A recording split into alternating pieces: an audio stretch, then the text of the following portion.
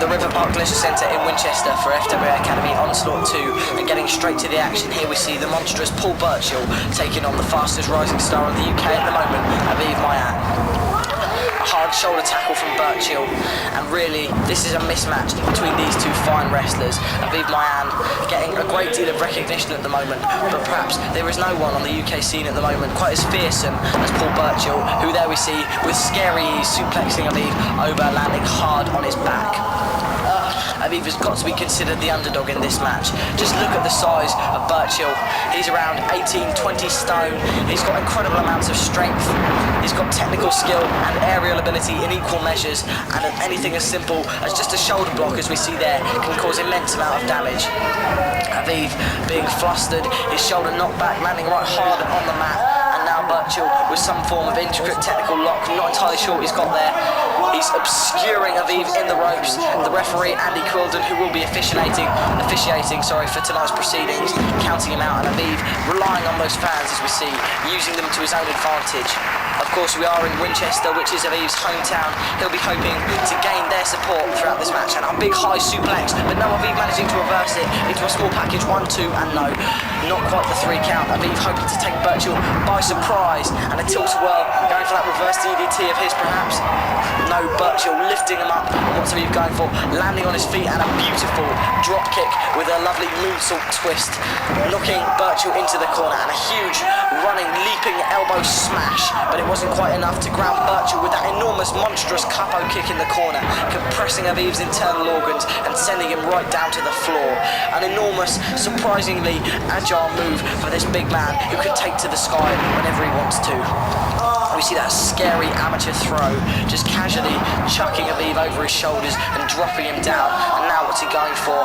Some form of submission, his knee in the back, a sort of surfboard, hooking one arm round, barring the other with his left hand. Aviv in a great deal of pain. And Birchall twisting it round into a crucifix pin, 1 and 2, but no, Aviv once more kicking out, and Birchall now applying a front face lock very firmly, hoping to modify a gut wrench up into almost a splash mounted position, but dropping down again, compressing Aviv's spinal column, arching it over his shoulders.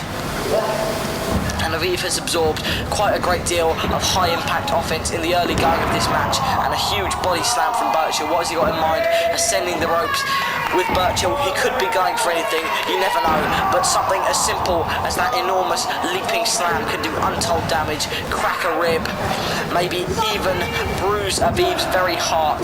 It's that sort of power that Birchall is able to utilise with a kick to the stomach and a clothesline, sending Aviv right down onto his back, and Birchall casually eyeing up the fans around him. He's got to be careful not to take Aviv too lightly. Aviv has wrestled in some very high profile matches recently. He's won some, he's lost some, but he's impressed on every outing.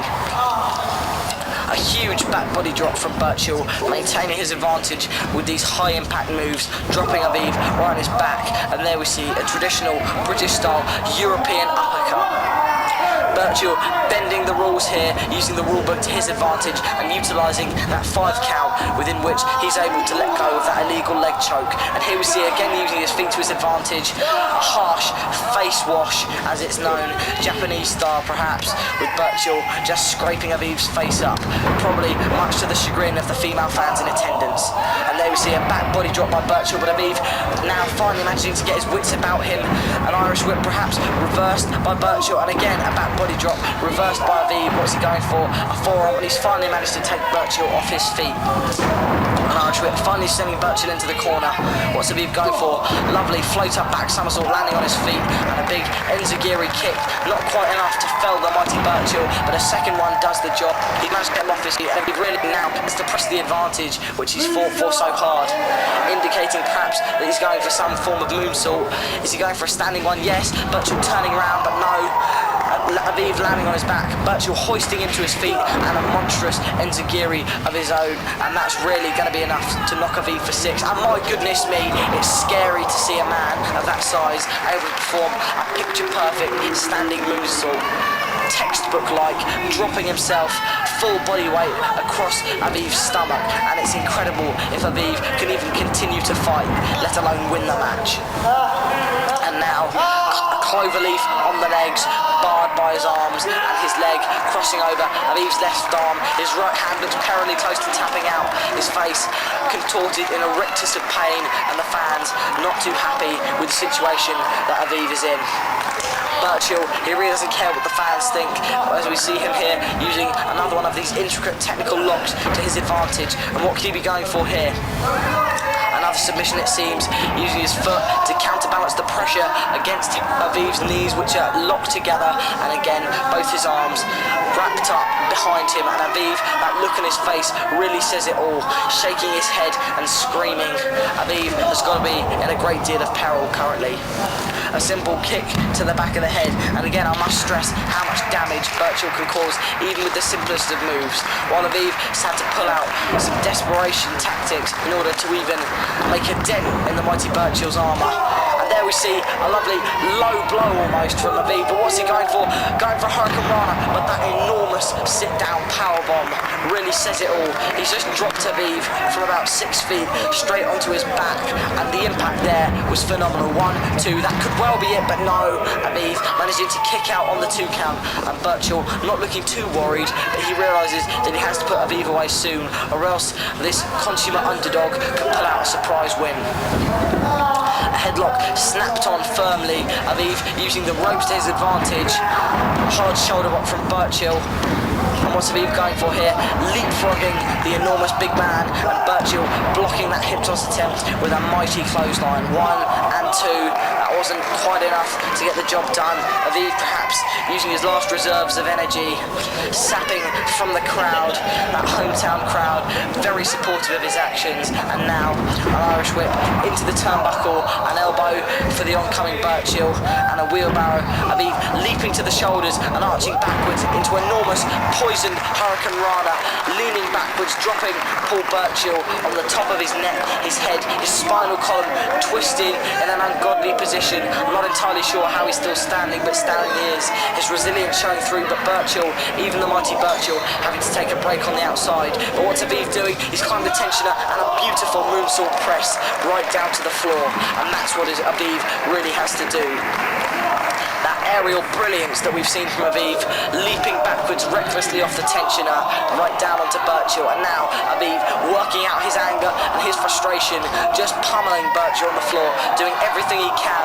Birchall barely feeling it, shrugging it off almost. And there we see those, every hit, every slap, every kick, every forearm that Aviv could pull out, Birchall simply shrugged off, barely feeling it. And now the difference in strength is clear. An enormous, my goodness me, a powerbomb on to the hard, unforgiving wooden ring apron, and I'm not entirely sure if Aviv will be able to continue with this match. A hideous manoeuvre from Paul Birchall. He's done that move only once before so far. That was onto James Tighe, one of his fiercest competitors. He's pulled it out against Aviv. He's obviously worried, an enormous slingshot elbow drop, and I cannot stress how much danger Aviv must be in right now.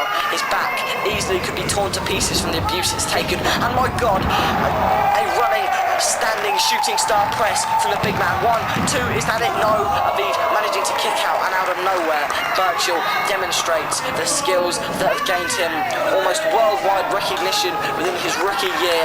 A running, standing shooting star press, and Aviv out of nowhere managing to float up with an enziguri kick. And what has he got in mind here?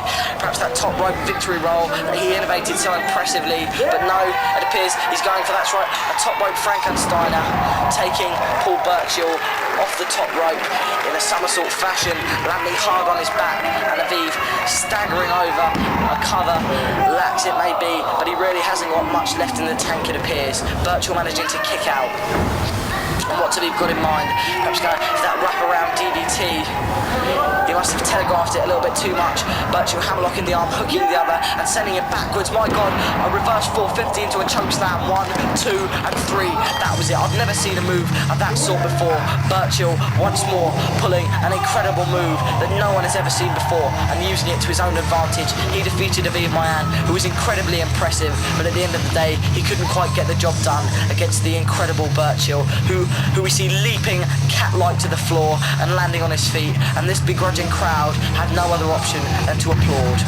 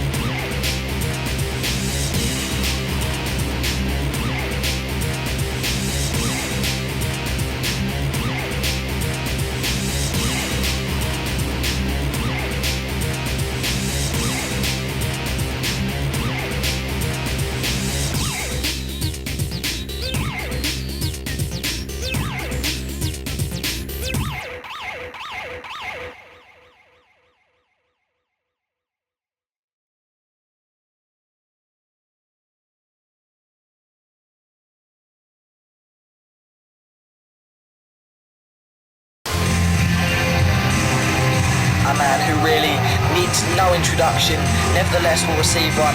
The Academy's #1 contender, one of the most imposing men within the Academy, and one of the most dominant. He's had a series of big wins under his belt. Ladies and gentlemen, this is Stixx, and you will learn his name. He'll see to that. Taking on an unnamed quantity tonight in the young rookie PJ Black, Stixx has got to be feeling confident and again looking to assert his position and his dominance within the structure of the FWA Academy.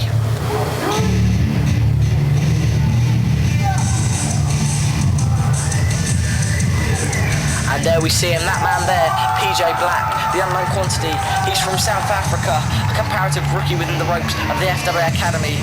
He moved all the way over to England in order to improve his game, hone his skills, and he'll be looking to take it to all the top talent within the FWA Academy, the FWA, and the world of UK wrestling. This is only his second match here at the FWA Academy, but he already impressed greatly in his first, managing to defeat the monstrous Paul Birchall, who we saw earlier, defeating Aviv Maayan in impressive fashion. And PJ has got to be feeling confident coming from that enormous, high-profile and undoubtedly upset victory. He is the #1 contender to the FWA Academy Championship.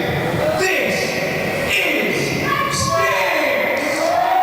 PJ, obviously a lot more popular than Stixx, whose arrogance and cocky ways really haven't gained him a great deal of respect or a fan following here at the Academy. However, his incredible talent within the ring and his brute strength and monstrous power certainly have gained him a measure of, and that's really unpleasant. Spitting into the crowd, he really has no respect or regard for the fans who pay to see him wrestle whatsoever, and a hard lock-up of these two have begun.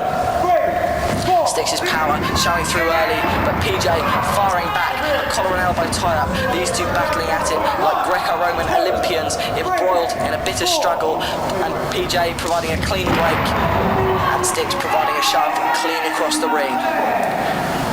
PJ asking the ref, is that strictly legal? I don't think it was. Stixx doesn't really care, and I don't think PJ does too much either. He's a game youngster, he's up for a fight, and again, straight back in with that collar and elbow tie-up. Stixx taking it behind with the waistlock and an amateur takedown. PJ sitting out, going behind with a hammerlock, keeping that pressure on, leaning in with his shoulders and back, and keeping a nice firm base there we see with his feet. An elbow by Stixx puts a stop to that, and there we see that big wide grin of Stixx as if to say how clever he is. He just reversed a hammerlock by elbowing PJ in the face. Wonderful.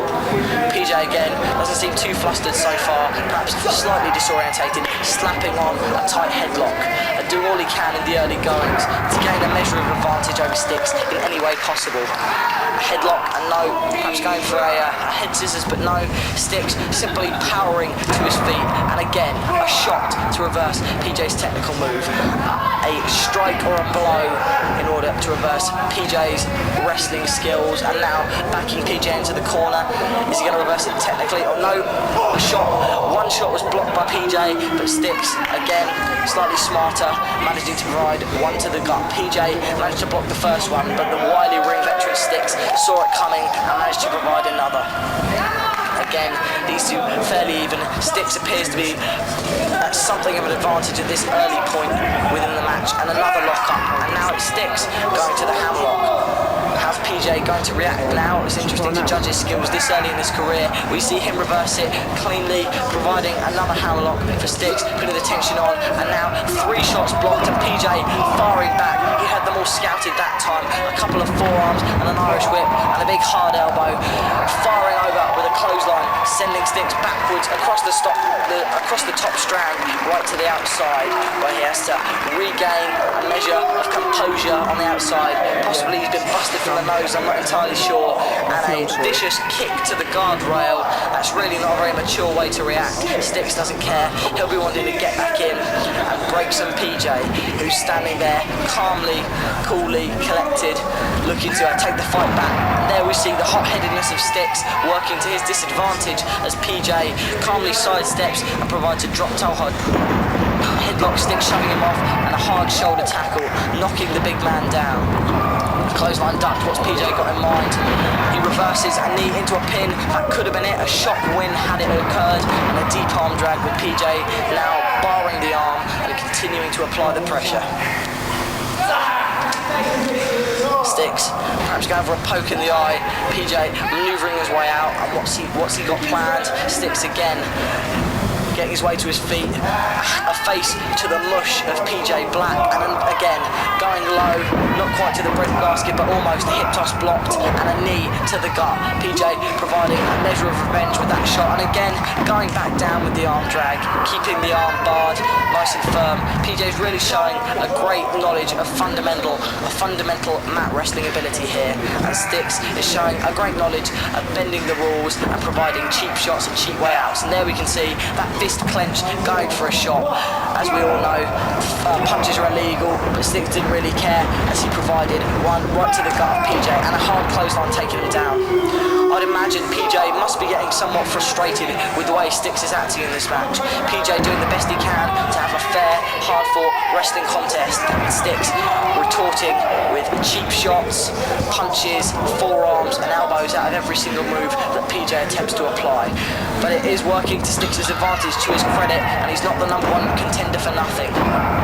Stixx must have done a bit of research. Everyone has heard about the upset victory PJ scored against Birchall, and it's because of moves like that, just swinging the advantage in one fell swoop. A lovely hurricane run out of the corner, and that lovely gliding drop kick, 1-2, and a kick out from Stixx, as PJ makes that lateral press and a forearm to the side of Stixx's head, and PJ has very successfully reversed the tide of the match. A backdrop over, PJ successfully landing on the apron, but a malicious kick to the chest by Stixx, and an Irish whip sending him across the apron, careering into the ring post and down to the floor. PJ has got to be in a lot of pain right now, as Stixx happily standing there in the centre of the ring in the knowledge that he has the advantage solidly in this match. Stixx now taking it to the outside as opposed to giving PJ time to rest and relax, as PJ did when he knocked Stixx to the outside. Stixx has decided to fire a few cheap shots on the outside, a lovely European uppercut, and now violently picking PJ up and ramming him sideways into the ring post. That's really not healthy for a young spine, which is what PJ possesses. Picked up and sent back into the ring. Stixx is not giving PJ a moment of time to recuperate. Those vertebrae could well have been pulled apart, cracked, the muscles in his back ruined. I don't know what sort of damage PJ's spine is in, only he knows that, and he'll be looking to suck it up and gain a victory no matter what condition he's in. A big headbutt from Stixx is not pretty, and now just simply ramming PJ back first into the turnbuckles, and there we see that leg choke. It's illegal, but he's got a 5 count to break it off, and Stixx again using those strikes, that brute force, that strength to his advantage, and going perhaps for a sidewalk, no, a backbreaker. He's clearly targeting that now injured back of PJ Black, who's looking to be in a great deal of pain and discomfort at the moment, which is exactly what Stixx is looking for. But no, there we see PJ firing back with some shots of his own, a few forearms, and PJ's anger, his fire, his resilience really showing through. Hard Irish whip, but no, Stixx getting back into things quite quickly, almost as quick, and my goodness me, a top rope float up hurricane rana to the floor, incredibly impressive.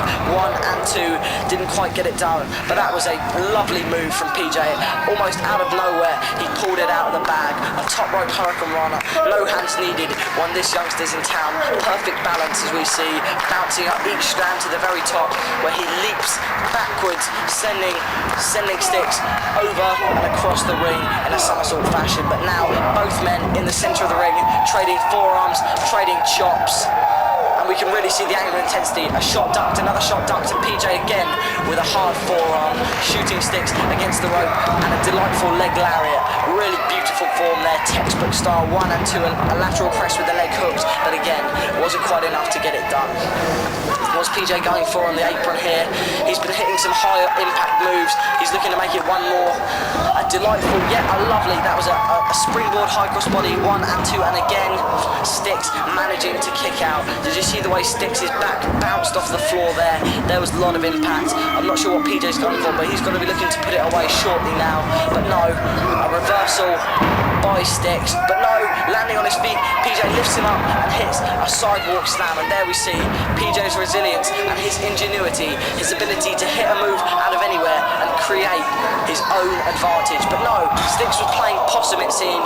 The injury wasn't quite as bad as he made out, and Stixx crotching PJ on the top rope. He landed rather gingerly there, and a big forearm from the malicious behemoth Stixx. And now climbing to the middle rope. Is he going for it? Hooking a front chancery on and looking to lift PJ over. Yep, there we see a big superplex. Did you see PJ's back arch off the mat as he landed hard? It was all impact, and both wrestlers are now down. This has indeed been a grueling contest.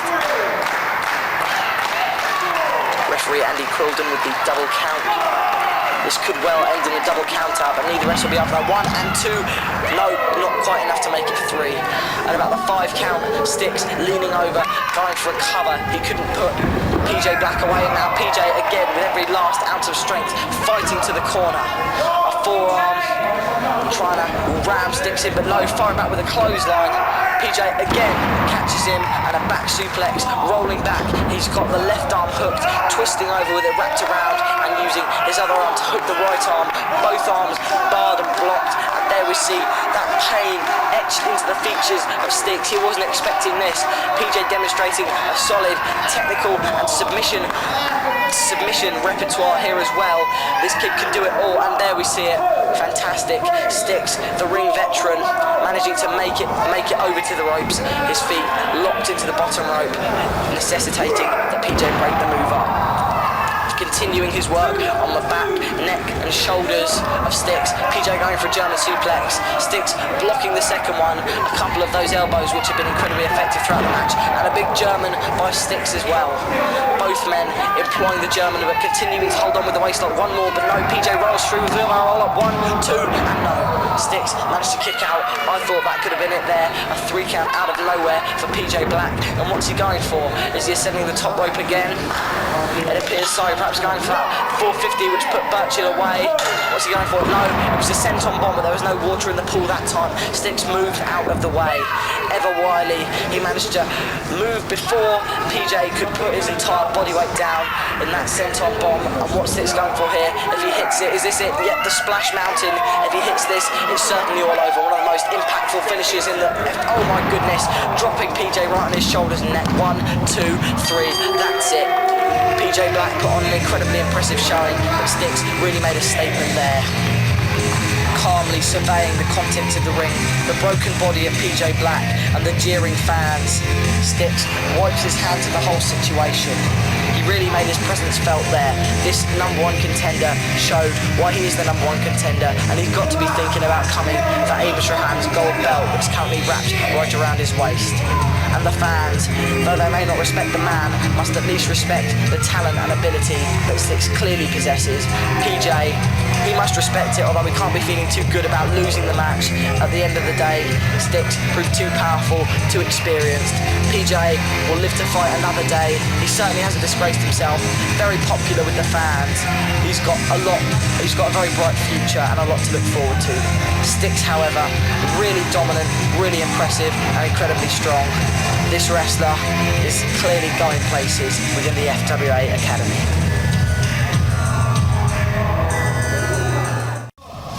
To my right, from the London Oval, just outside London, J.C.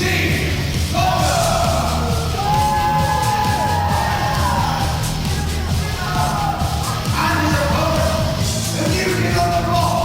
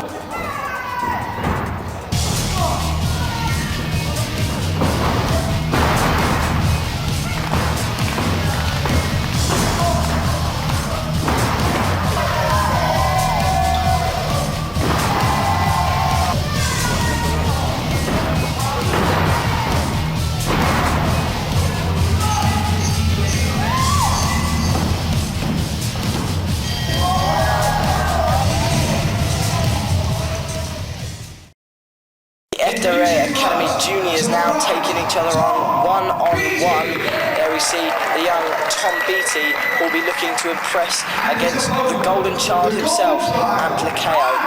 This match, of course, a showcase of the talent that's currently brewing within the ranks of the FWA Academy's unique junior sessions, where younger fans of wrestling can hone their craft in a safe and healthy environment, and these two are a prime example of what the classes can produce. And here we see a lock-up from the two youngsters and a lovely headlock from young Tom Beattie.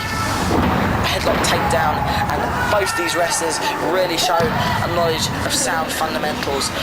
A head scissors attempt, but no, Beattie hooking the leg, preventing it and rolling him back to his feet, keeping the pressure on that headlock.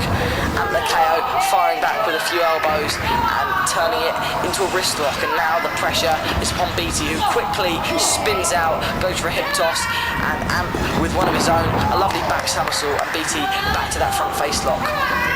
Hooking the left arm, a somersault into an arm drag, a lovely innovative move. You'll see many of these in the junior matches where their creativity is simply astounding at times. And a wrist lock, Roxanne got in mind, a lovely somersault to feet, and going perhaps to turn the wrist lock, no, going for a back somersault reversal, but Beattie pulled him down and kept the pressure on.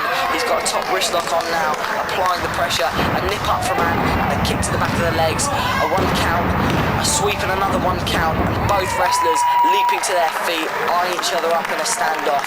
This proved equal, and you can really see that these two train with each other a lot. A headlock and a quick send-off from Beattie, running off the ropes after that tackle. A leapfrog from Anne, and a hip toss, no, reversed by Beattie into a backslide, 1 and 2, and both wrestlers arms hooked, standing back to their feet, and a backslide to feet by young Anne, straight into a sunset flip, 1, 2, and rolling back in, going for a cover, 1, 2, a sunset flip again, 1, 2, and no, neither men able to get a distinct advantage. Beattie with a kick to the gut, going for a neck breaker perhaps, yes, a twisting neck breaker, and what's he got in mind there? A headlock firmly applied, and that's not in a great deal of pleasure here, as we can see. Beattie going back to that headlock, very tenacious, like a pit bull terrier, and is he going to be sent off again? No, he keeps the hold on, keeps that headlock on, nice and tight, grilling and with it, and unable to relieve the pressure, it seems. Again, going for the send-off, Beattie sliding down on his knees, maintaining the pressure, keeping the hold on incredibly firmly, and once more going for it, but no, reversing it now.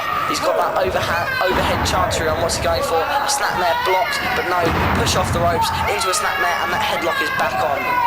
Beattie knows what he likes, and he's going for it time after time again, and it is proving effective, as Anne is visibly weakening throughout the course of this match.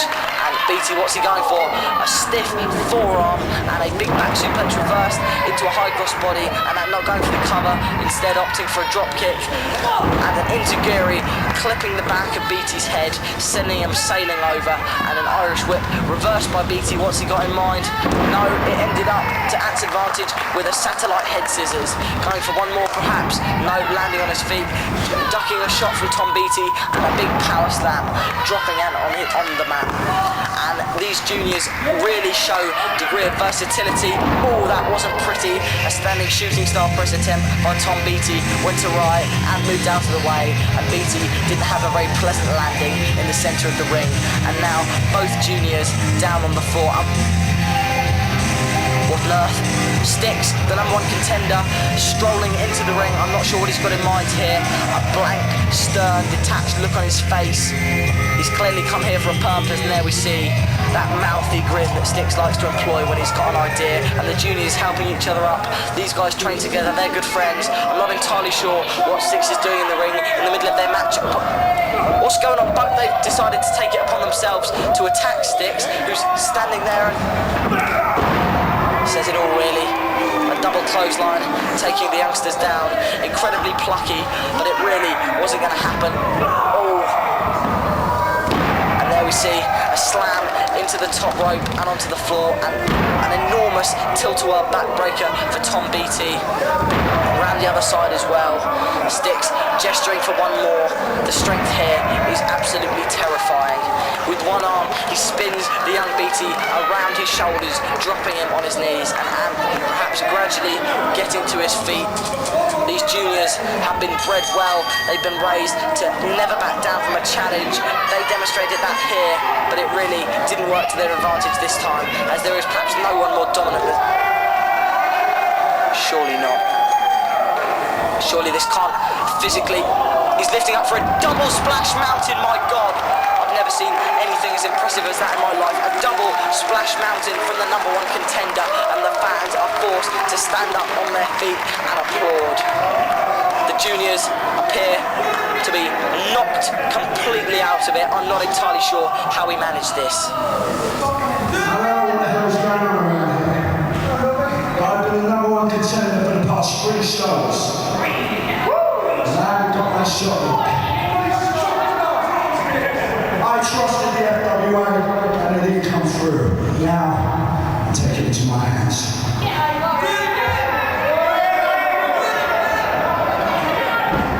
Eamon, you get out of it right now. I know you don't care about the fans, but I know you do care about the FWA Academy. If you don't come out here now, I'm going to cripple this guy, I'm going to cripple that guy, I'm going to come backstage and cripple everyone. So you give me my damn shot!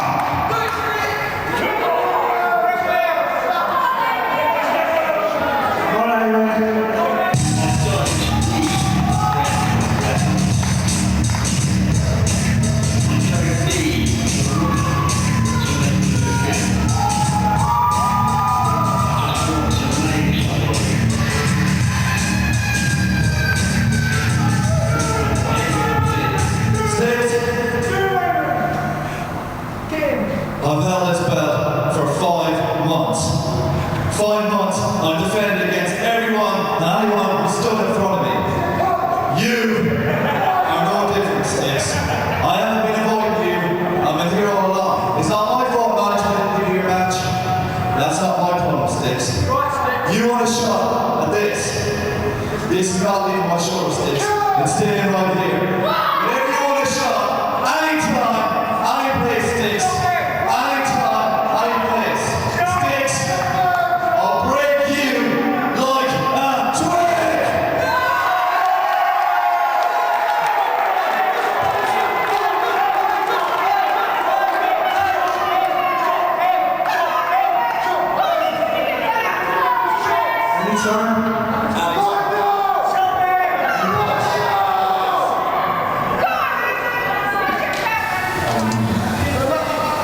So there you have it, the challenge has been made. Stixx versus Shrahan for the FWA Academy title, anytime, any place, anywhere. Eamon, one of the most fighting champions in the history of the FWA Academy. He's never backed down from a single fight. And Stixx, the #1 contender, as we see him looking on from his path of devastation. He hasn't lost a fight recently either. He's been incredibly dominant in recent months, and he'll be looking to take on Shrahan as soon as possible for that Academy Championship. And when that match does occur, it will be a very tightly fought contest, and it will be interesting to see who does in fact come off the victor.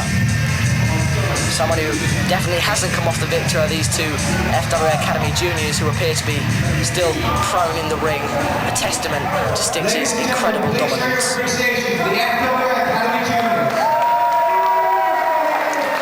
Lying there, still, it really seems that someone's going to have to help them out. It doesn't look good for these 2 young men.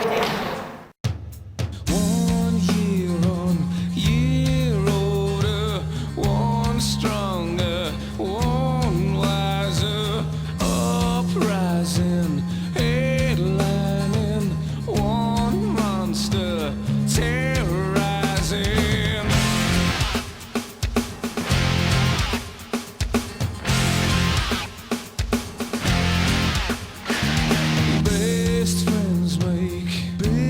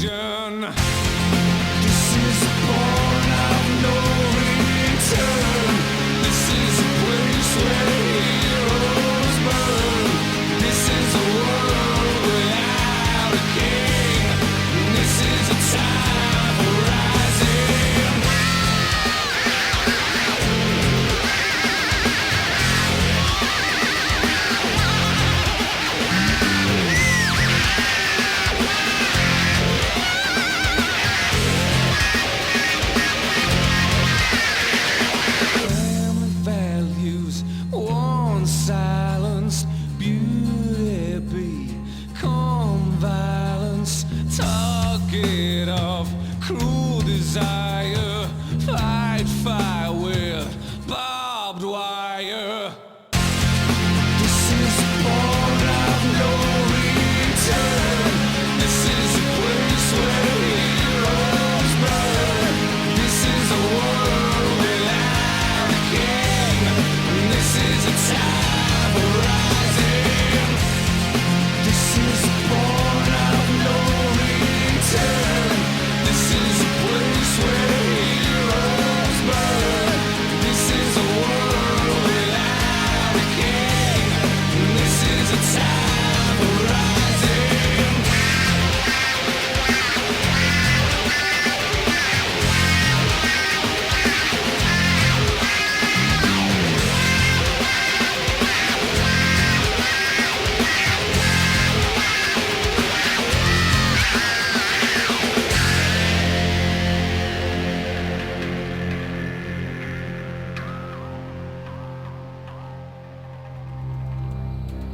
British Uprising 2.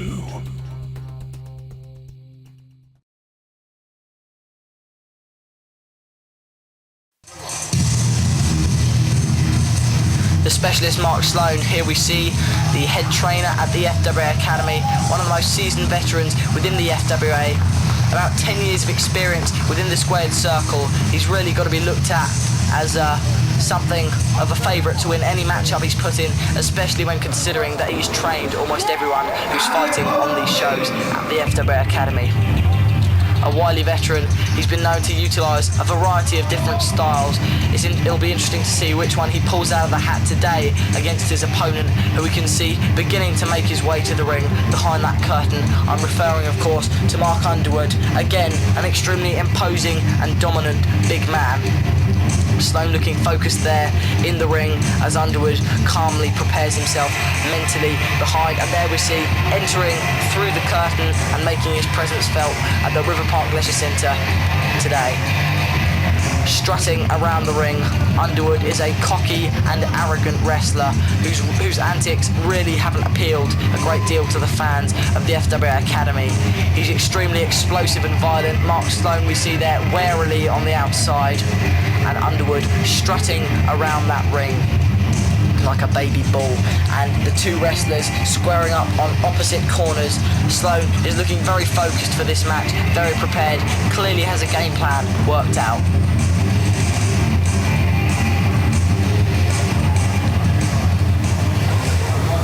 Introducing first, to my left, the monstrous Mark Underwood. Clearly not a very popular wrestler within the FWA Academy. Give it up for the specialist, Mark Sloan. And a much more popular wrestler in Mark Sloan. Sloan looking across the ring to Underwood, and now the matchup has officially begun. And Sloan running the fan support behind him. Underwood and Sloan once more squaring up, and a shove from Underwood making his intentions felt. Sloan returning the favour, and a shot blocked into a deep arm drag. And Sloan letting go, Underwood charging in angrily, getting taken off his feet with a drop toe hold, and there we see a hip toss right onto his back. And Sloan clearly on the aggressive here, kicking Underwood to the outside and making his presence felt in the early goings. Underwood feigning disinterest perhaps, strutting around the ring as if he just doesn't care, ignoring the fans except for a slide kick to the guardrail there. That's the sort of attitude Underwood's demonstrating, the sort of attitude that the fans here in attendance at the FWA Academy live events really don't appreciate. And once more, a shove from Underwood with a big grin on his face. Sloan once more returning the favour, and another cocky shove from Underwood. Give me what you got, he says. Sloan happy to oblige with a shoulder block, but Underwood just shrugs it off, knocking Sloan down.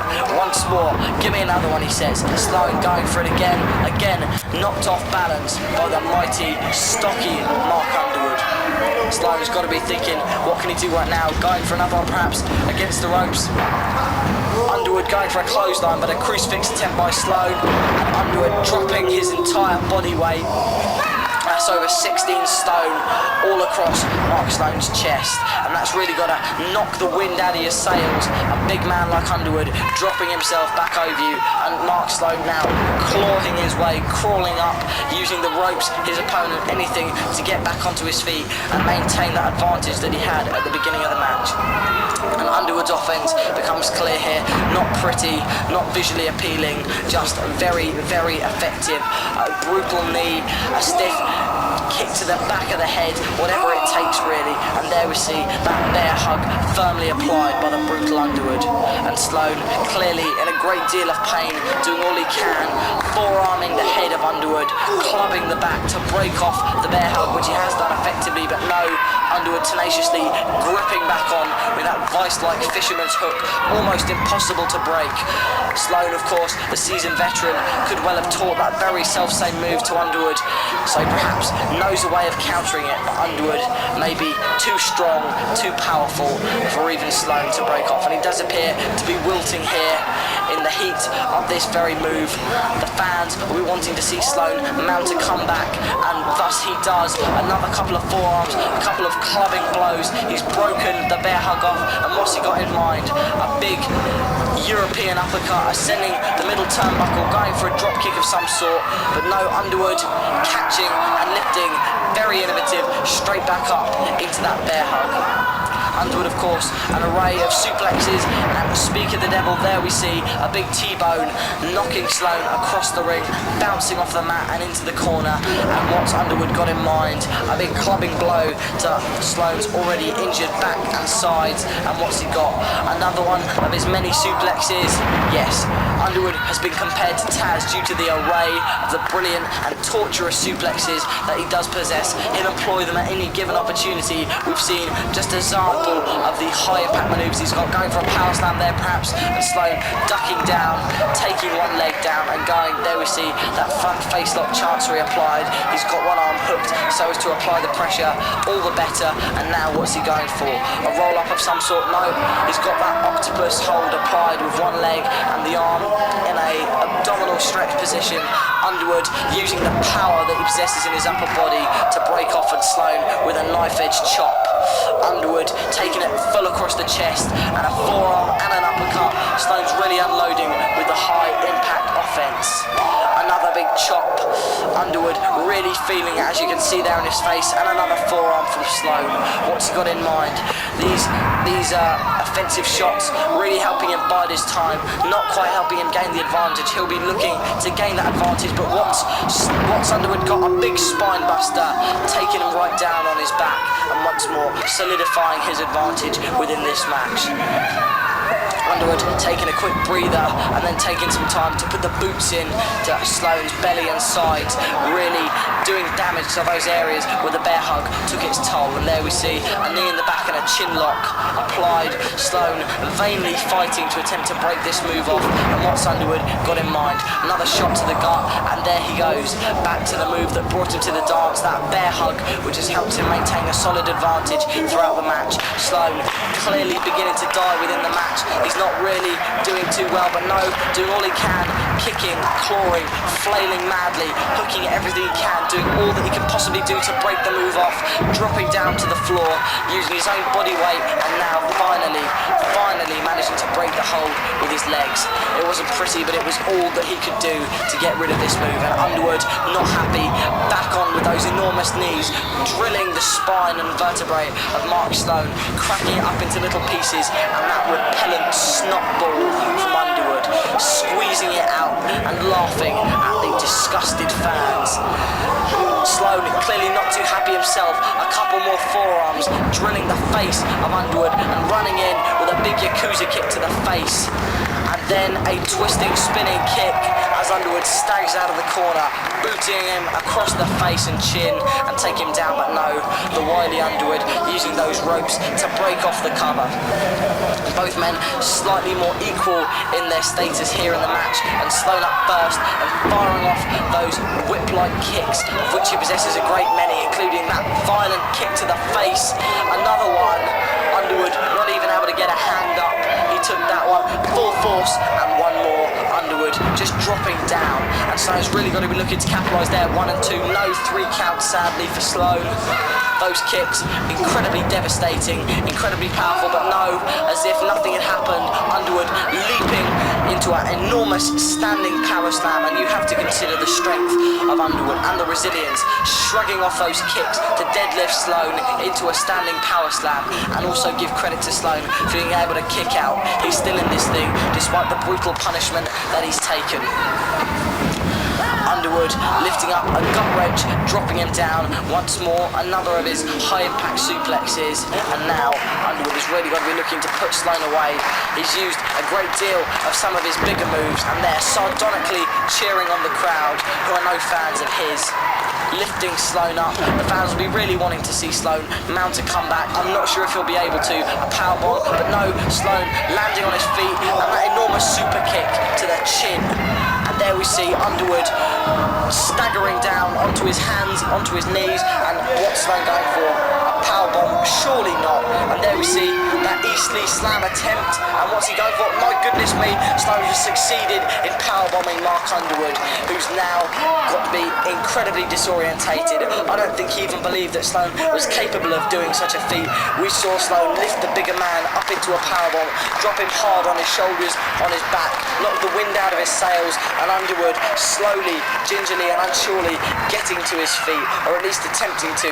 Sloan looking around, trying to gain his bearing, find out where he is in the match, where his opponent is, the fans cheering him on, and once more the bear hug firmly applied. Any semblance of a comeback cut off by the big man Underwood, and there just driving his opponent into the corner, into the turnbuckle. A couple of hard shoulder shots from Underwood.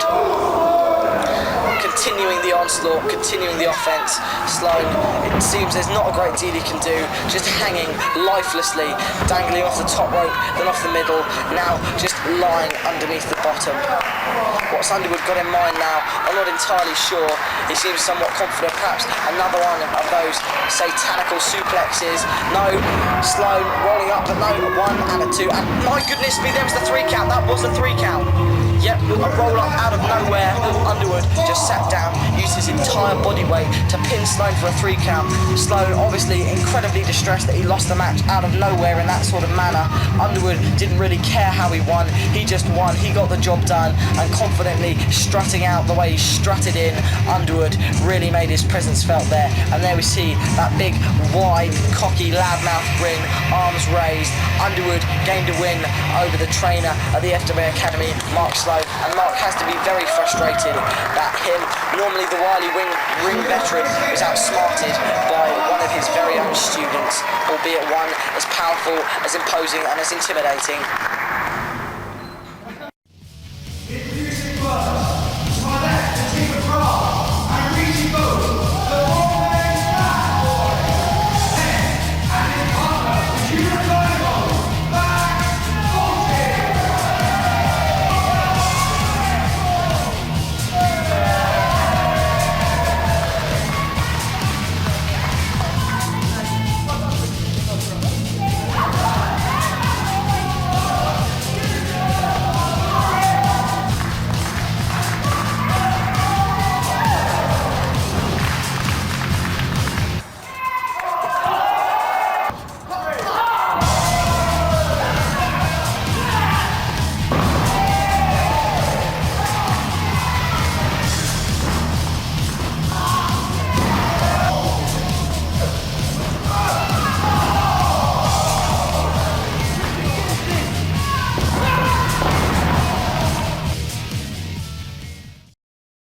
Ladies and gentlemen, introducing his opponent, the Golden Boy, Knite.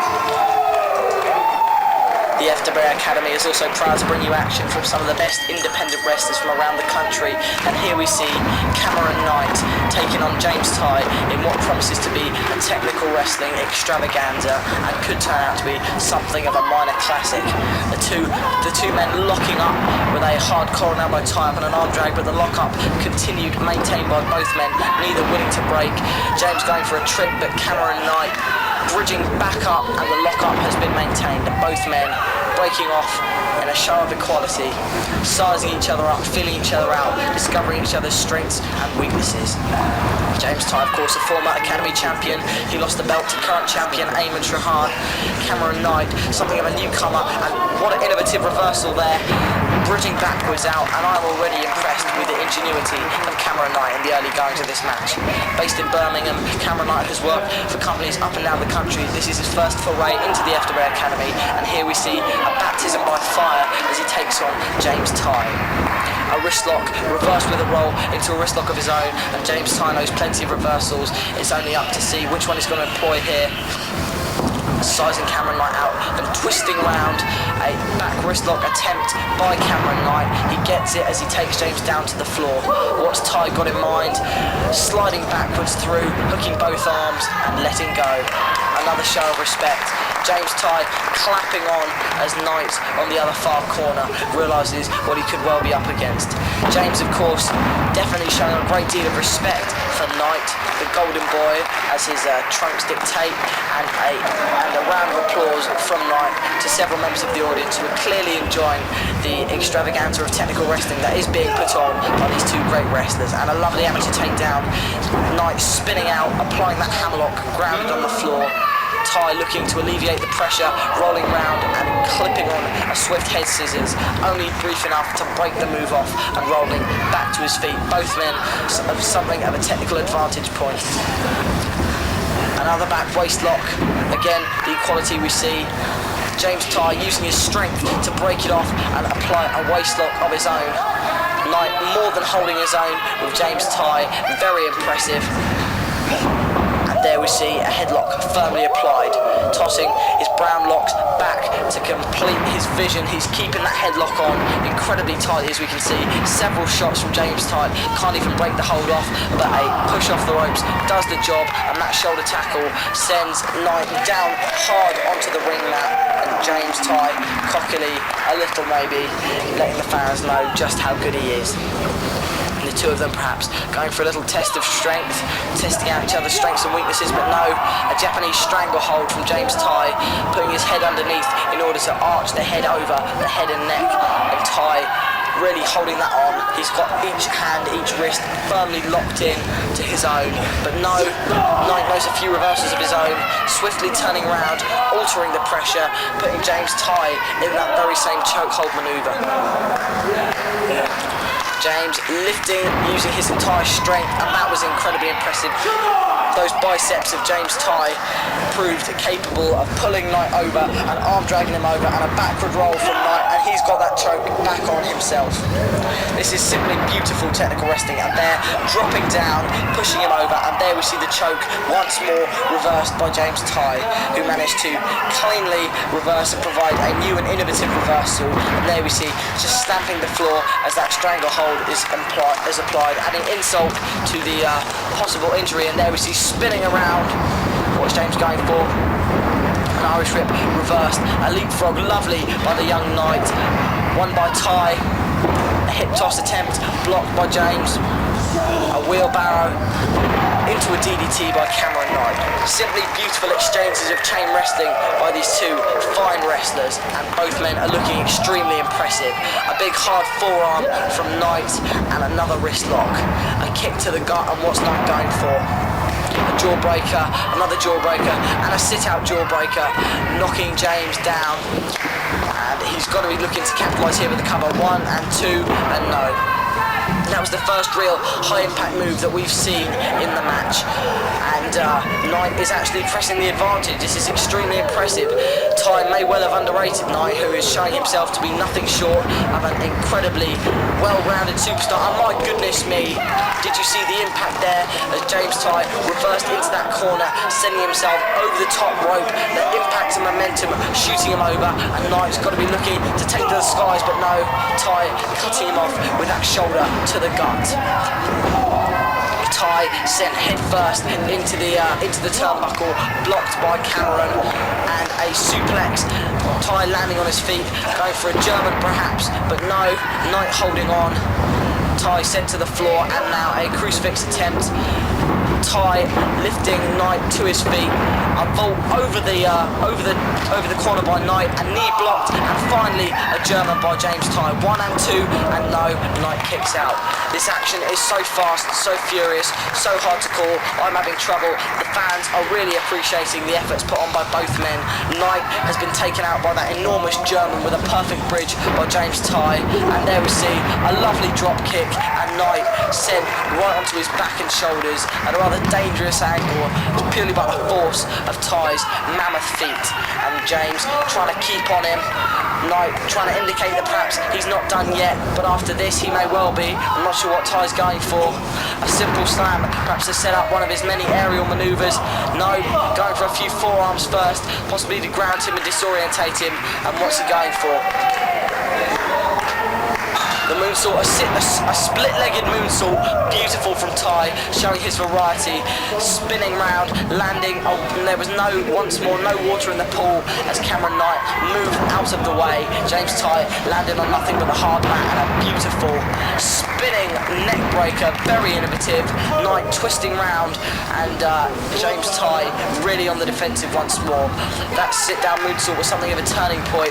Knight's going to be looking to hit a few more of these innovative high-impact manoeuvres, and he does have the advantage that as he is not an academy-trained wrestler, Tighe really doesn't know what to expect. A forearm from Knite, and Knite taken to the air for the first time in this match, and a beautiful extension high cross body off the top rope. Tighe just raising a shoulder before the 3 count, but Knite is really showing himself to be a versatile performer. Tighe being lifted off the mat by Knite, who's going perhaps for maybe one more big move in order to put it away. James is going to be looking to turn the tide as we see him duck underneath, aim high, go low, spin around, take the arm. This is incredibly fast, double underhook, and there we see spinning round into a sit out. 1, 2, and a kick out. Tighe clearly having done his homework here on Knite, and here we see Tighe's rich history of British wrestling coming through. Shades of Johnny Saint and many other British greats being echoed here in today's current superstar, James Tighe, who's taking on Cameron Knite right here in a fantastic matchup. And there we see awesome strength, that press slam into a sit-out spine buster. It was only enough for a 2 count though, as Cameron Knite had enough wits about him, enough composure to kick out of Tighe's enormous high-impact manoeuvre and continue on with this matchup. Tighe claiming it's time for one more move that will finish this match. The Titanic is of course the move I refer to. Hooking the leg, what's he got with him? Cameron Knite reversed it, he had that move well scouted, managing to land behind him, and what's he going for here? My God, the Knite driver, he hit it right on target. James Tighe turned inside out and dropped right on his head and face. 1, 2, and at the last possible moment, Tighe managed to get those ropes, get that foot on his ropes, and he managed to kick out of one of the most impressive finishes I've seen in the academy in quite a long while. Out of nowhere, Cameron Knite managed to hit the move, and Tighe amazingly managed to continue with the match. A wrist lock it is perhaps. Cameron Knite going for one more. James Tighe managing to land on his feet. A kick. Could he be going for it? The Titanic. If he hits it, it's undoubtedly all over. Cameron Knite down. That's a 1 and a 2 and a 3. James Tighe extremely dominant there in the final stages of the match. But that was a hard-fought technical battle between 2 greats of British wrestling, and the fans are extremely appreciative, standing on their feet and applauding the efforts of these 2 great wrestlers. I'm sure we haven't seen the last of Cameron Knite. He was an unknown walking into this match. Walking out, he's a superstar. He's really made his presence felt. He showed some incredible talent, some great guts, and some awesome resilience going in there against one of the top British wrestlers of the moment, James Tighe. I'm sure James Tighe has gained a measure of respect for Cameron Knite. Cameron Knite gained a measure of respect for James Tighe, and the fans gained a measure of respect for both men, who really gave it their all in this awesome one-on-one technical classic. James Tighe pointing to Cameron Knite and leaving the ring victorious, a superstar.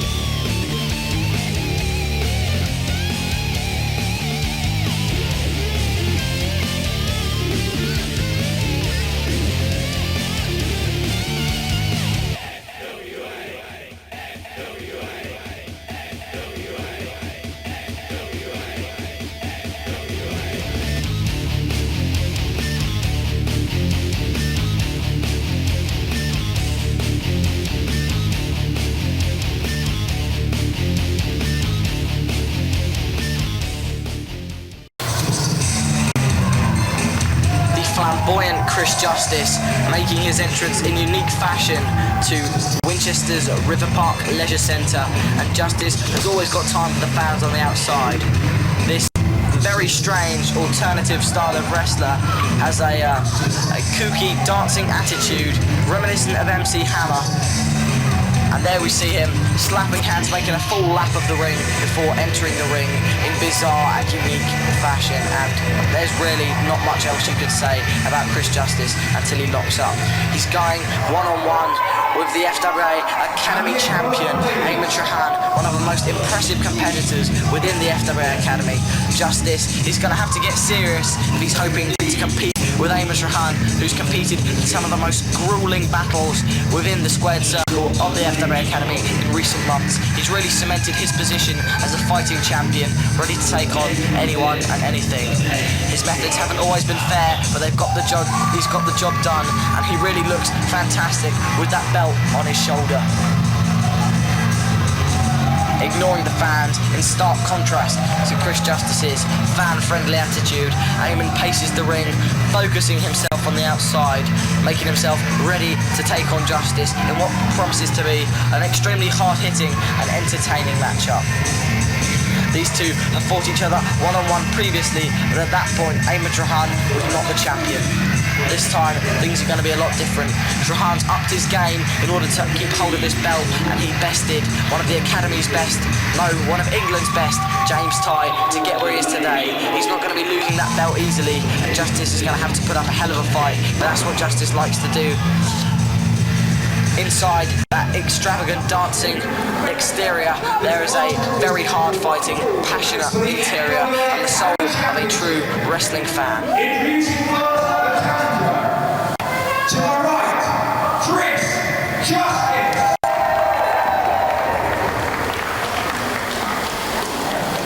And his opponent from County of Maayan, weighing 203 pounds, is the Academy champion, Eamon Shrahan. Eamon Shrahan, confident and proud as he always is, and with a great right to be. Referee handing the Academy Championship to Hardcore John Atkins to keep it safe on the outside. Justice knows what he's fighting for. Eamon knows what he's fighting to defend. This should be very, very interesting, and there we see straight away a wrist lock from the Greco-Roman tie-up. And what are they going for? Justice with a lovely reversal, barring the left arm and maintaining a wrist lock of his own. Eamon searching for a reversal, gets it, slides underneath the legs, hooks it on with a headlock. Switching now to the wrist lock, keeping the pressure, and there we see the fireman's carry, bridging over into a pin. It's become something of a Shrahan speciality early in the match. His opponent's having to expend a lot of energy to kick out, and after the kick out, Eamon can continue, as we see him there, with that armbar anyway. Justice looking for a way out, retaliates with a wrist lock of his own into a hammerlock, and now switching to the full Nelson. We're seeing some nice chain wrestling in the early goings. Ducking under, a lucha-style snapmare, and keeping that headlock on. Left-sided, reversed again by Eamon into a front face lock. Keeping the pressure on and keeping his body flat out so as to make it extremely difficult for Justice to make it to his feet, unless it's on Eamon's own terms, as we see him there, bringing himself slowly to his feet and back to that wrist lock. Drop toe hold, Justice is taken down again, and now grapevining the legs with his left hand, pulling back Justice's face with his right. Shrahan is just playing a game of chess here, discovering the weaknesses to Justice, and there we see that bridge arching Justice's back.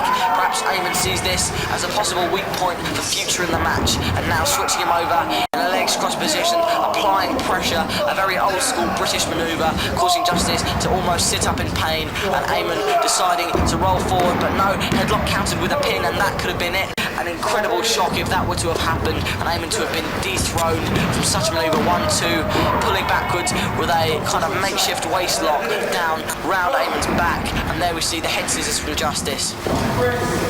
Squeezing the air out of Shrahan's neck and lungs. We can see his eyes flaming around wildly with his arms. He's looking for a way out. He's possibly got one. Rolling back. Can he pull his head out? Yes, he does. And he's got back onto Justice's throat with that front chancery face lock. Bringing Justice to his feet. Shrahan must have something in mind Shrahan, but no, a counter from Justice. Perhaps he wasn't quite as injured as he made out to be. Justice turning around with that left leg and now hooking the arm and the leg together in a very painful and interesting situation. I must admit, I haven't seen it before, so I don't quite have the name, but nevertheless, it was extremely. And there we see Justice continuing his assault with some nice chain offense, now pulling Shrahan's knee over his shoulder and almost hyperextending it using the power within those substantial arms, and now an old school ankle pick by Justice. Shrahan bringing his legs to the left, to the right, confusing Justice, but no, Justice with a lovely cartwheel and landing on his feet. And here we see both wrestlers attempting to outdo the other with some lovely mat wrestling. A cartwheel over Shrahan's sleeve. What's he going for? A kick to the gut and an Irish whip from Justice. A kick ducked by Shrahan. An elbow attempt failed. Justice rolling through and a backwards roll from Shrahan. Interesting. A sweep and a cover didn't quite get the job done. And one more from Justice. And these two are at something of a stalemate. A couple of sweeps and a kick jumped by Eamon. An elbow blocked. What's he going for here? He's got that headlock locked on once more. And Justice appearing almost to have stopped moving after that all-action sequence. In the end, all he could do was strength his way out. There was a great deal of speed and skill exhibited by both men. At the end of it, Eamon's simple headlock was slapped on so tight that it was all Justice could do to break it off with a big backdrop suplex. Simple but effective, as Eamon absorbed a lot of impact on that, and a lot of impact from that running clothesline which compressed his spine in the corner. Not enough to make that Irish whip effective though, as Shrahan reversed it and followed up with a leaping series of knees right to Justice's face. Another couple lovelily gliding off that middle rope just so he can knee Justice. And what's Justice going for? A beautiful floater Justrix moonsault press off the top, colliding messily with Shrahan, and an incredibly impactful maneuver. 1, 2, but not quite. Shrahan kicking out of one high impact move after another, as we've seen him do in previous matches. That moonsault wasn't quite enough to get the job done. Shrahan, of course, came off the victor in the incredible jaw-dropping ladder match which he recently had with Aviv Maayan. Both men deserve huge amounts of credit for that match, but at the end of the day, it was Shrahan who came off the victor. He came off a victor in a match like this. He'll be hoping to win, but there we see a nasty flip into a clothesline from Justice, and a beautiful, beautiful manoeuvre there, reminiscent perhaps of several. And again, we're seeing the counters used so effectively by both men. It's almost impossible to call because the advantage is switching so fast. Clearly both men have done their homework, researching into the weaknesses and strengths of both individuals. We saw a lovely slingshot head scissors from Justice, which has enabled him to take the advantage, but for all I know, the next second Shrahan could counter with some weird, wacky and innovative counter, and there we see a nice basic headlock from Justice, and that I do know. He's kept it on, and Eamon, if he cannot reverse it, could, oh goodness me, and Justice showing a bit of the attitude that Shrahan has been famous for throughout his career as champion, just grinding the bony part of his forearm into the face of Shrahan, and Shrahan using that as impetus to come back, but a handspring into an elbow, no, blocked into a backdrop of his own for Justice. Justice landing on his head and neck. We saw that bouncing up. Not very nice for Justice. Very, very clever of Shrahan to catch the elbow and give Justice back a back body drop, which he previously handed in to Shrahan. But now Shrahan on the offense. What's he got in mind? Irish whip in. Kick to the gut, neck breaker perhaps, no, a simple knee to the chest, and there we see he must have got him in the face. Justice looking to be in a fair bit of pain, and a lateral press with the leg hooked. Eamon, the consummate professional, always doing his best to hook the leg if ever he can. Justice managing to kick out of both pin attempts, but still expending a great deal of energy in doing so. Eamon is really making Justice fight for every last bit of offense that he can possibly get in, and there we see a hammerlock hooked round into an octopus hold of sorts, and Justice's body is really contorted in a manner it was not intended. Shrahan, a master of tying his opponents up in knots, but Justice firing back with a few elbows and lifting up with a basic sidewalk slam, and once more the tide has turned. Justice relying on his ever-popular fans to support him in his quest for Academy Gold, and both men are going to have to start pulling out the big guns because so far they've matched each other almost move for move. This is turning into a chop fest. Big knife edges exchanged by both men. Both men fairly large within the academy in stature. Both men also extremely quick, and a big backwards elbow taking Shrahan down hard onto his back, and Justice looking for a submission move of his own. There we see an abdominal stretch. He got his leg hooked round, I believe, and Eamon going to be looking for a way to reverse it. Justice confident and happy that he's managed to get it on, and there we see a big shot, open-handed palm strike to the chest and stomach of Shrahan. That's got to be winding him and twisting out. Justice going perhaps for another back body drop, but no, another back suplex, sorry. Shrahan landing cat-like on his feet and firing off with a big enziguri kick. Justice being forced to bail to the outside after that kick, smartly getting himself a bottle of water. There are no timeouts in wrestling. Justice managing to create his own after that enziguri and using it as an opportunity to get a drink of water as well. He's recuperating on the outside as the referee counts, but he's not safe. What's Shrahan going for? We saw two angles there of that lovely big somersault dive to the floor. That was really quite something. A float up tope con hilo, and there we can see with the other angle on the indented view, Shrahan in a heap on the outside along with Justice, and Shrahan is prepared to put his body on the line to a terrifying extent in his quest to keep Academy Gold. He's made his way to his feet and firing with a stiff European uppercut for Justice. Justice, no slouch himself, firing back with a right-armed forearm. What Shrahan got in mind, another uppercut. And these two really brutalising each other on the outside. A couple of clubbing forearms to the back. And the referee really attempting to maintain order, not doing too well about it though. And finally, Justice managing to fell the tree-like Eamon Shrahan with a big uppercut of his own, sending him down to the floor. And Justice making his way back into the ring, and referee trying to maintain order as both wrestlers have returned, which is how it's meant to be. Justice lifting up the Shrahan with a couple of more forearms. He's really got to be going for something now. A Hurricane Rana attempt perhaps, and he's taken him to the out. No, attempted to go to the outside. Shrahan turning round. I'm not sure what he's going for. He's looking as if he's managed to hook both arms underneath, and that is an incredible submission move. I haven't seen anything like that before.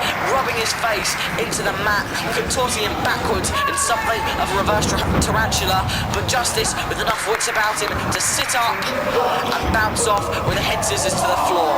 Very ingenious from Justice, and Shrahan with that innovative submission situation I've never seen before. Possibly not strictly legal, but in the time he is allowed to do it, he does of course have a 5 count. He can inflict a great deal of damage.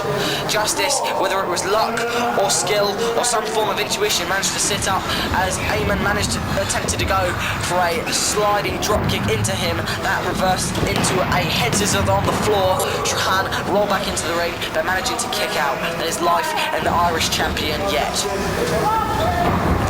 Once more being thrown to the outside. This match is taking place more and more on the floor, and Justice seems confident. I'm not entirely sure what he's going for. Perhaps some sort of aerial manoeuvre himself.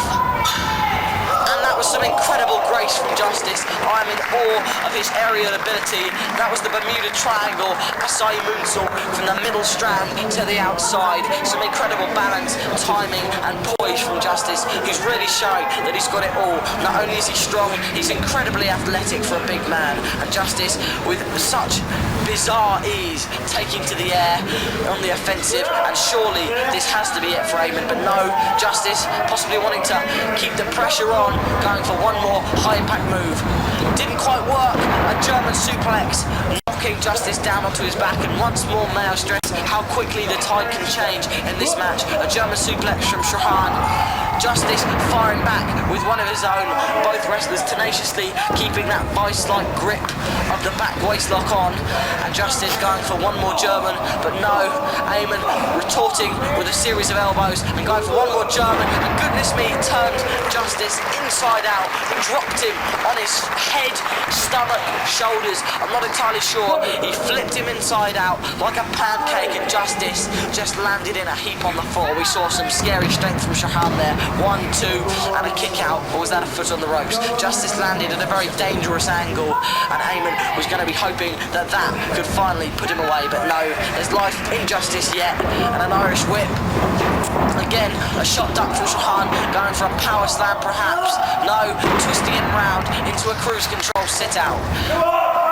A very high impact move, dropping Justice on his back, and a kick out. Both men have exchanged some incredibly high impact manoeuvres throughout the course of this match, and it's really a question of who will lose their gut check first, who will fail to kick out. It's only a matter of a second. These have been solid 2 counts, and now here we see Justice going for his finisher, the Justice driver. He's got it, or a variation of it, and this surely has to be it. Justice going for the cover. Could we have a new Academy champion? 1, 2, and at the last possible juncture, Eamon managing to kick out. That was 2 and 19/20ths, if such a thing can exist, but Eamon is still in the match. Both competitors still fiercely battling it out and putting everything on the line, and a series of reversals. What's Shrahan going for? Perhaps the Widow's Peak. Yes, he's hit it. Eamon's used this to finish many of his opponents. Going for the cover. 1, 2, and that was barely a kick out. Justice, I'm not entirely sure, perhaps reacting more on instinct than anything else. Kicking out, raising a shoulder off the mat just before the final 3 count. And this is really an incredible show of guts from both men. They've absorbed some of the most high impact artillery that any Academy wrestler has to offer, and they're still fighting back. There we see Justice with a jawbreaker. It was enough to fell Eamon Shrahan this late into the match, and Justice positioning Shrahan for what looks suspiciously like one more of Justice's aerial manoeuvres. Climbing to the top strand. What's he going for? He signalled for something, I'm not entirely sure what. He's in an interesting position. There we see that rope assisted 450 splash. 1, 2, and a kick out from Shrahan. Justice used that move to defeat none other than the behemoth Stixx, who is currently the #1 contender, but Shrahan managed to kick out. A kick blocked, one more by Shrahan, and is he going for the Sloan? Yes, he hits it, an incredible finishing move, and surely this has to be it, this hard-fought battle. Shrahan covering the leg, 1, 2, and my goodness me, I don't think I've seen that. Justice kicked out of the Sloan, the Irish goodbye as it's known, that double underhook facebuster, and Shrahan can really not believe what he's seen. That was incredible. Justice managed to kick out at the last possible second, and he's back on his feet. This is amazing. What's he going for? Perhaps the Justice driver, lifting him up. Yes, he's got him. Could we see a new Academy champion? He's taken him down. I think this could be finally the day. Justice 1, 2, and my God. Eamon managing to kick out of Justice's finisher. We've seen both men exchange their finishing manoeuvres, and both men kick out. I'm not entirely sure how either man is going to carry on. They've unloaded the most powerful manoeuvres in their arsenal, and they've come back up fighting. Justice on the middle, no, ascending to the top rope, looks to be going for a moonsault of some sort. Eamon incredibly firing with a top rope German suplex. He just turned Justice inside out from the top rope. This is simply incredible. Both wrestlers now down, lying on the mat. I'll be surprised if either one of them can get to their feet. This could result in a draw, maybe a possible rematch down the line. Both wrestlers should simply save their bodies for another day. This type of match can be seriously career-shortening. Both men taking a vast amount of risks in the name of the Academy title, but incredibly, they've both managed to return to their feet. One more, he hits it, and there we see Justice bouncing limply off the mat. I really don't think there's any fire left in his tank. It's been an incredibly impressive showing. Eamon slowly going for the cover. 1, 2, and 3. That was it. It took a second Irish goodbye from Shrahan to defeat Justice, who's lying prone on the mat. Justice on the mat, Eamon doing likewise. He's kept his championship belt and an incredibly grueling matchup. I am impressed with both men. Justice is going to be looking for a rematch.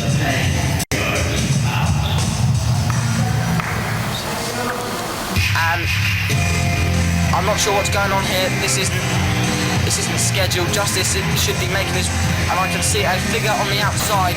Surely not. There we see Stixx, the #1 contender. Stixx, who he's brandishing a chair. What's he got in mind? And he's I say right fucking now. My God. Stixx has made his intentions brutally clear. He's got that chair and a punishing chair shot. Shrahan just got belted with a huge steel chair shot from the mighty Stixx. Referee doing all he can to stop him, but no, Stixx, he really doesn't give a damn, firing back with a series of brutal shots. Stixx really doesn't care that any authority lifting him up. Surely not, this is an illegal move. A pile driver onto the chair. He could have broken Eamon Shrahan's neck. Stixx just booting that chair out to the side of the ring, and Shrahan lying curled. I'll be amazed if he survives. This is nothing short of a massacre. Shrahan just survived a brutal encounter with Chris Justice. It took two of his finishing maneuvers, and there we see a stick shift driver. He's going for it. Surely not. Dropping him right on his head, compressing him, and what's he going for? Surely not. He's demanding that the referee make it count. This shouldn't be a scheduled matchup. This is wrong. Stixx demanding it. 1, 2, and Eamon kicking out at the last possible second. Shrahan managing to kick out of the stick shift driver. I have not seen that happen ever before in my life. Shrahan raising his arms, trying to do anything he can. All that passion and that fire from within him welling up. And Stixx, it looks like, going for one more. Surely not. This is disgusting. This match shouldn't even be taking place. Another stick shift driver dropping Shrahan on his head, on his neck, compressing his spine. And Stixx going for that enormous splash mountain. Stixx demanded his matchup now. He got it, it seems. Eamon had no choice. 1, 2, and 3. He got it. Stixx is the new Academy champion. We've seen the gold change hands tonight, right here at the Winchester Riverpark Leisure Centre. Stixx looking on. That gold belt belongs to him. That sickening, malignant grin spreading across his face, raising his arms. He's done it.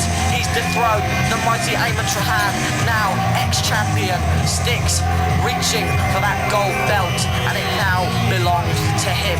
I repeat, I can't believe what I've seen. Stixx is the new Academy champion. Looking into the gold, he can see his own evil face reflected in the metal, wrapping it over his shoulder. It certainly has a ring to it. Stixx, Academy champion, and it does look good on him, I must admit. With this sort of power, with this path of destruction and havoc that Stixx has ringed through the Academy, destroying almost everyone on his path to the top, I'm really not sure who can dethrone him. Shrahan, he was defeated in an unfair matchup. He'll be looking for a rematch without a doubt down the road. Right now, all he's looking for is a way out of the arena. He's unconscious, his eyes are glazed over, he's lying prone and motionless. He just fought Chris Justice in an epic battle, and Stixx, ever the opportunist, came out and demanded his rematch, his matchup for the Academy title, that Shrahan promised him anytime, any place. He cashed in his chips successfully, and at the end of the day, it may not have been fair, it may not have been just, but it won him the Academy championship.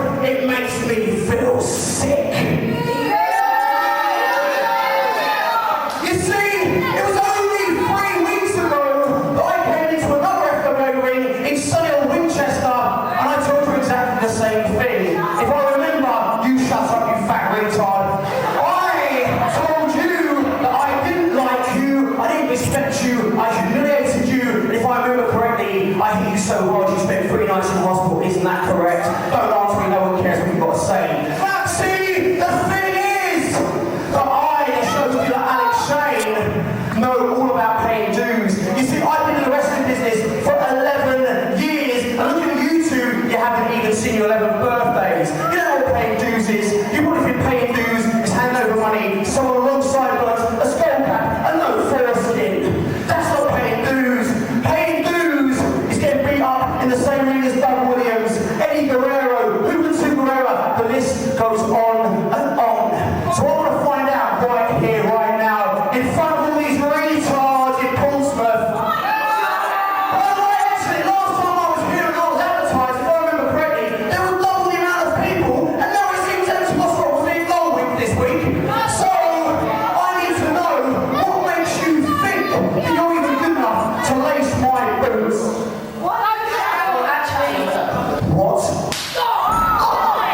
You see, I didn't ask you to speak. I asked you a question. A question is there's an answer. An answer is something I don't already know, and there's nothing that I don't know that you can tell me. So what makes you think that you're even good enough to be in the same ring as me? Get up. You see, this is what I mean about respect. You should keep your eyes peeled, your ears open, and your mouth shut. And as for you, I picked you up and dropped you on your head, and you still have the nerve to get in the ring with me. Why exactly is that? I didn't ask you to speak. You see, I'm embarrassing you just like these people were embarrassed when you walked out in this ring. You know what? Do you think these people were embarrassed?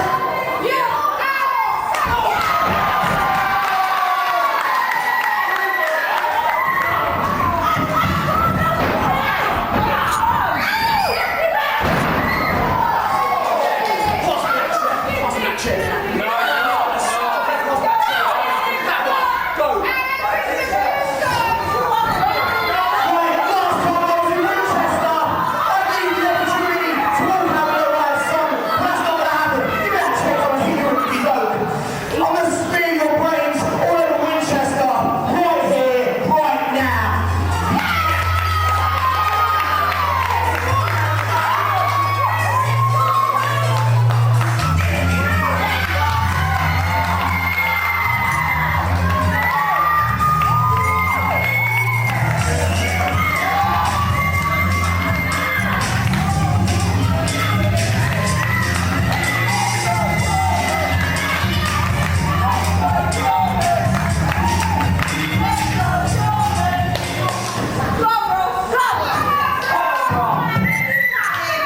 You know what, Shane? I'm getting a little bit tired of your big FWA power trip. I say it ends now. So how about Alex? You and me, one-on-one in Bucklands tonight. But wait, let's make this a little bit interesting. Say I lose this match tonight, then you will never, ever see Ross Jordan in any FWA ring ever again. But since Alex, you've been lobbying and trying to worm your way into a match at New Frontiers with former WWE star Raven, well, if you lose the match tonight, in front of everyone here and in front of the wrestling world, you will throw down any claim you have to that match. So what do you say, Alex? Why don't you put down the chair, be a man, and take my challenge?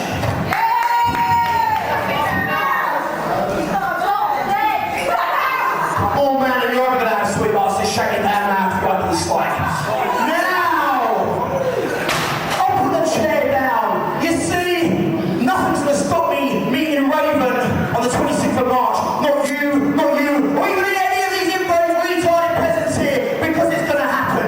You can mark my words, but the thought of getting rid of you from the FWA once and for all is a thought I like. You see, just like these two skinny disgraces, every time you're in an FWA ring, it makes me sick. So right here tonight, Ross Jordan, I'm going to pin you in the centre of this ring, and you'll never, and I mean ever, set foot in an FWA ring again. So son, you can get up and go, because I'm done with you, and I'll see you tonight. I'm Ross. One more.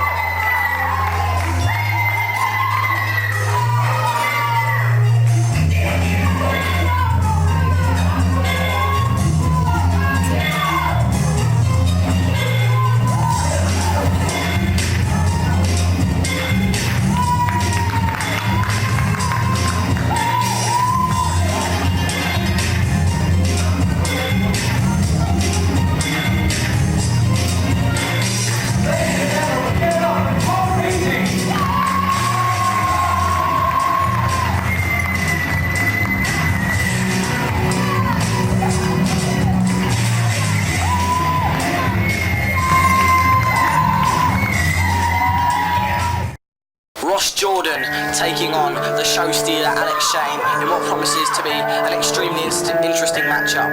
These two have had a feud brewing for a while now over whether or not Ross Jordan can in fact make it onto the main roster of the FWA. There's been a great deal of controversy involving his contract, and the show stealer Alex Shane has certainly been none too helpful in helping young Ross obtain this contract. And there we see him, cocky, confident and charismatic as ever, performing that famous show hand signal. The show stealer Alex Shane making his egotistical way into Buckley Community Centre to take on his protege, the young lion Ross Jordan. Ross, of course, trained at the FWA Academy London School by Alex Shane himself. Alex has to know his weaknesses, his strengths, his advantages and his disadvantages. Jordan, of course, trained by Alex Shane. He must have come to know some of the weaknesses that Shane has within the ring. And the fans don't care too much about these two's history in the world of training.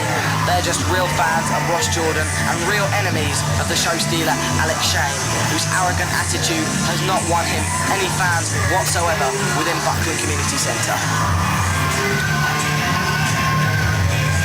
Referee Andy Quilden ensuring that this action maintains itself within the confines of the squared circle. But when Alex Shane is in town, it's often apt to go to the outside throughout the arena, in and out, even through a second floor window in one memorable matchup. So there's no telling where this match could in fact culminate. Ross Jordan will never wrestle for the FWA again.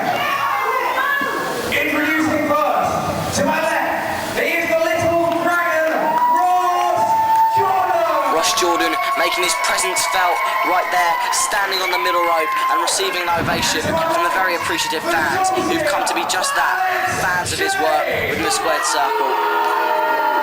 As you can see, Alex Shane's reaction not quite so positive.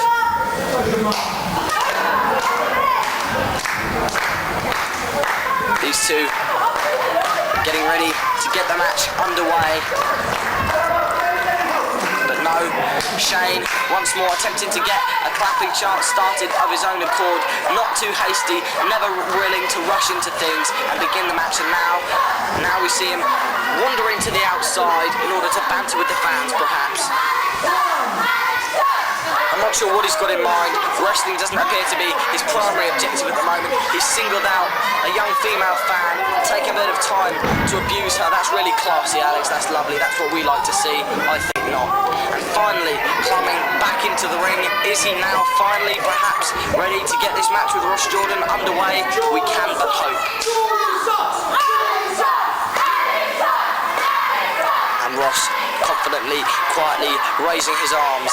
The little dragon, as he has been known, is all about the action here, as we see, really wanting to get into things. And finally, these two men lock up. And a cocky push by Alex Shane, just sending Ross flying head over heels into the corner.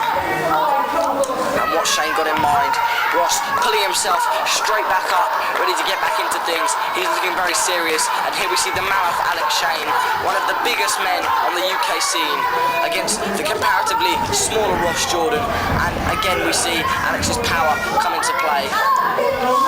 He's over 6'6", and he can simply lift Ross Jordan up with ease, placing him on the second rope, and I believe he just spat in the face of Ross Jordan in a particularly distasteful manoeuvre that I'm sure will only serve to fuel Ross's anger and hatred as this match progresses. And again going for another lock-up. Shane's power coming into effect one more time. We don't see a clean break from Shane at all. We see him lift Ross up.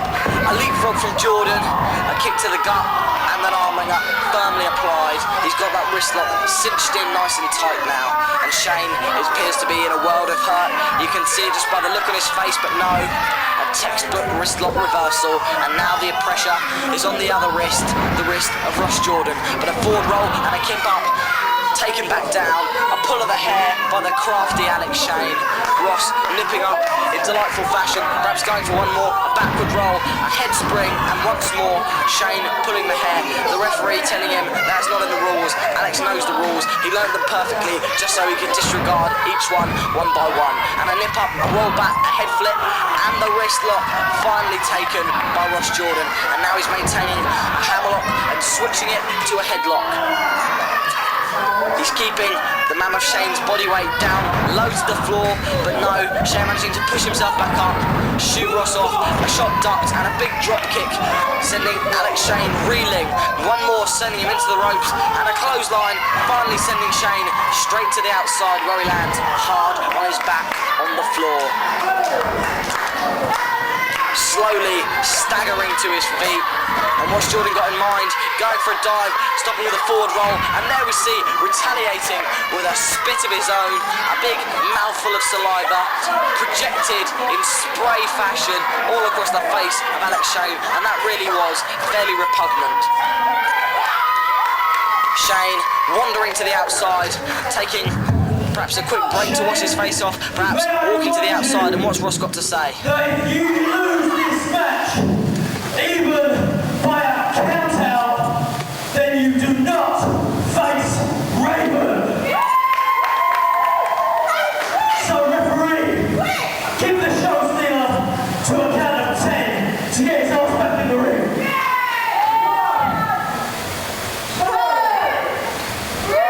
Strong words from the little dragon as the referee makes the count. Will we see Shane return to the ring? And there we see him running as fast as he can and breaking the count. My goodness me, what a cheap, shallow, dirty little tactic from the show stealer, who appears very pleased with his antics. He broke the count up at the last possible second, but did refuse to get back into the ring and fight Jordan one-on-one on Jordan's terms this time, as opposed to Alex's, as he currently is dictating the pace and flow of the match. And I cannot stress how ridiculously Shane is behaving, refusing to take Jordan on in a fair fashion, and Jordan, he's finally snapped. Shane isn't quite aware of what's happened. A tap on the shoulder, and a shot blocked. Shane sent hard, head first, into the apron, and a cartwheel, but no, Alex smartly sidestepping and smashing Jordan's head into that ring post, and Shane, wily and crafty as ever, continuing to stay on the advantage, lifting Jordan up in a fireman's carry, surely not going, and they're dumping him throat first. I thought perhaps Shane was going for his finisher, the one-night stand on the outside. Thankfully, no. He simply, well, I say thankfully, I'm sure Ross Jordan isn't too happy. He got dumped throat first on top of the guardrail, and now finally Shane is in the ring. He had to use some cheap tactics on the outside to gain the advantage, but now at least the two of them are in the ring, one-on-one. Irish whip, Ross managing to reverse, Shane responding with a knee to the gut, pump handle, going for a slam, but no, Ross lands on his feet and a neck-breaker style diamond cutter from Alex Shane, and what's he got in mind? 1, 2, feet on the ropes, but Ross still managing to kick out.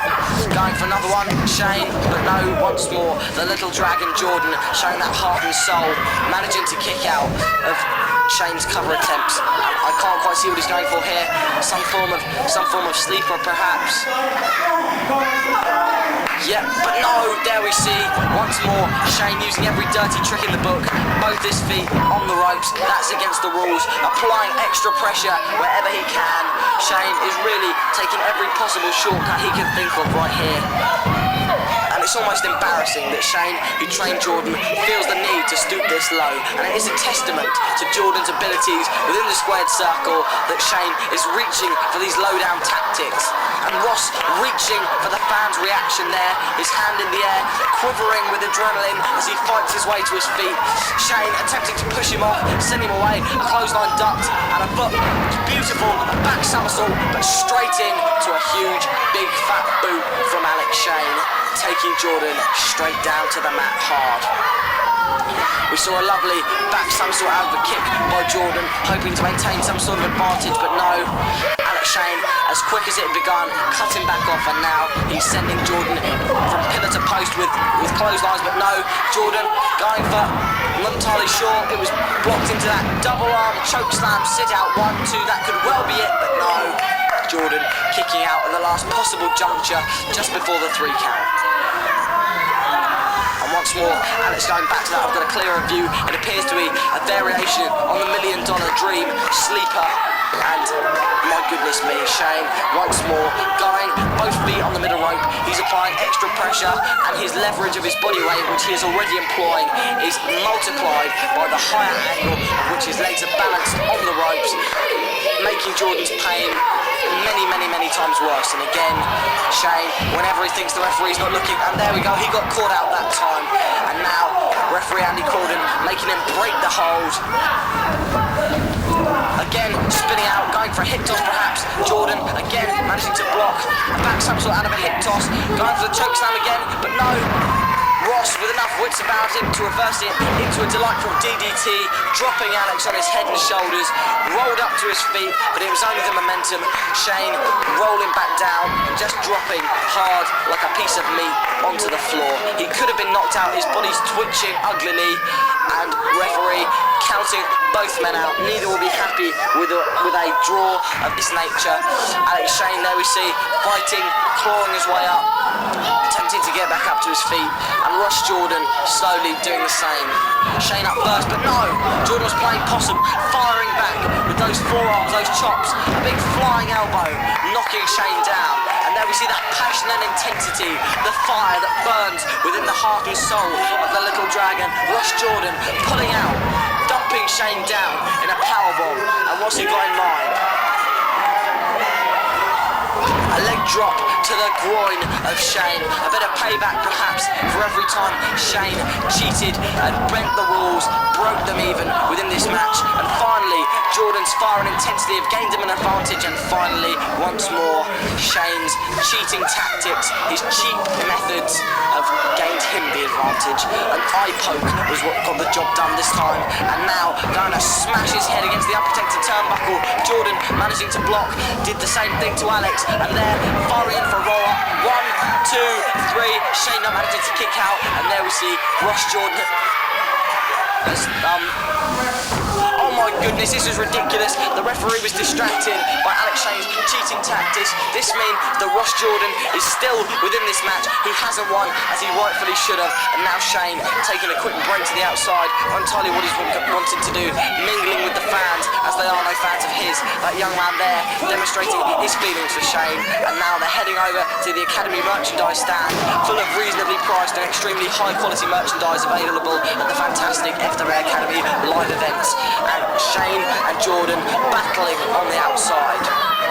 We see the enormous height of Shane compared to everyone else in the audience. He really is a giant walking tall in a land of men, and it's hard for our cameras to get a decent shot of the two.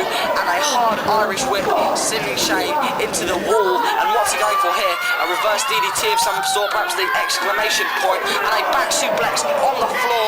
My goodness me, that's some incredible impact for for the young Jordan to absorb in the match. I'll be shocked if he manages to get back into the swing of things after that. That was quite incredible. That big backdrop suplex, dumping Jordan hard on the Parker floor, and Shane attempting to get back up onto his feet. Referee still trying to maintain order, and things have really broken down here within the match. Jordan clawing his way up, using the guardrails for leverage. Climbing over the guardrail, he's attempting to make it back into the ring first before the count. And no, what's this? We see Tom Beattie, who Alex Shane attempted to assault earlier in the match. Tom Beattie has won the match for Ross Jordan. Alex Shane has suffered a count-out loss, and his face really says it all. Referee counted Alex Shane out, and in the end, it was Tom Beattie who managed to win the match for Ross Jordan, and it really serves Alex Shane right. All that cheating, everything he did, really came back to haunt him, because Tom Beattie, the young junior who Alex Shane attempted to assault earlier in the night during his match, came back, showed a lot of heart and spunk, and held Alex Shane down as he attempted to climb the guardrails, resulting in Shane being counted out. His cockiness, his cheating tactics really got the better of him, and Jordan certainly impressed in this match. A quick up yours for Alex Shane, and he really deserves no better than that. His tactics in this match were deplorable. Ross Jordan and Tom Beattie celebrating on the entranceway there. A well-deserved win for Ross Jordan, and Beattie showing what he's made of, pointing at Alex Shane, the show stealer, who sadly misunderestimated both men within this match tonight at Power Play 2 at Buckland Community Centre.